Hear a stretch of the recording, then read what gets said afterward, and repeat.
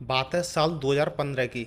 मुंबई का मालवाड़ी इलाका, जहां रहने वाले कुछ लोगों को एक फ्लैट से कुछ अजीब सी बदबू आ रही थी, कुछ सड़े गले मांस जैसी। लेकिन लोगों ने सोचा कि शायद बिल्ली मर गई होगी, तो कुछ लोगों ने सोचा कि कचड़े में से आ रही होगी। जब वह बदबू कम होने की जगह और तेज हो गई तो लोगों को शक हुआ कि आखिर इस फ्लैट से इतनी बदबू इतने दिनों से क्यों आ रही है। तो पास के लोगों ने इसकी जानकारी पुलिस को दी, तो मौके पर भी पुलिस आ जाती है और फिर पुलिस पहुंचती है फ्लैट नंबर 302 पर, जहां से बुरी तरह बदबू आ रही थी। वो फ्लैट था सिंधु का, जिसकी उम्र लगभग 27 साल थी। सिंधु अपने बॉयफ्रेंड नासिर के साथ लव इन रिलेशन में रहती थी।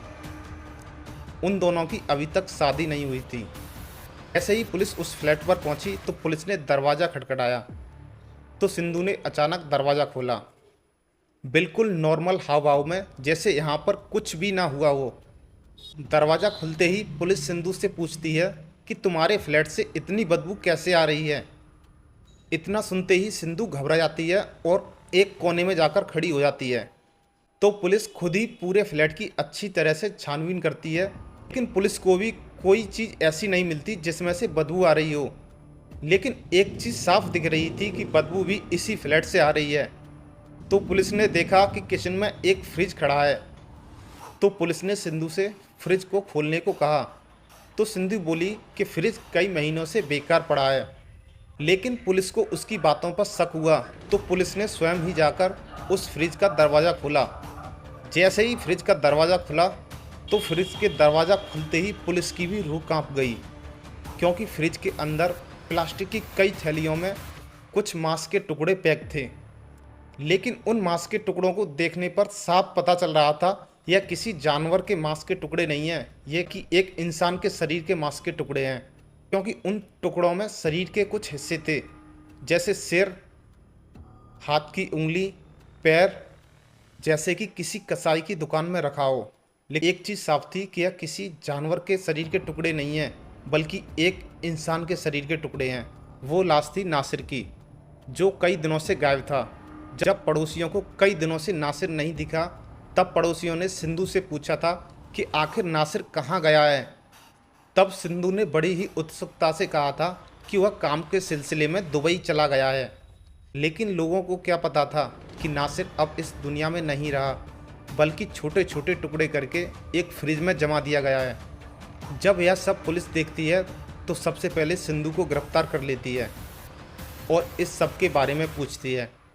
पहले तो सिंधु पुलिस को इधर उधर की बातों में घुमाती है, लेकिन अंत में टूट जाती है और पुलिस को सारी सच्चाई बताती है।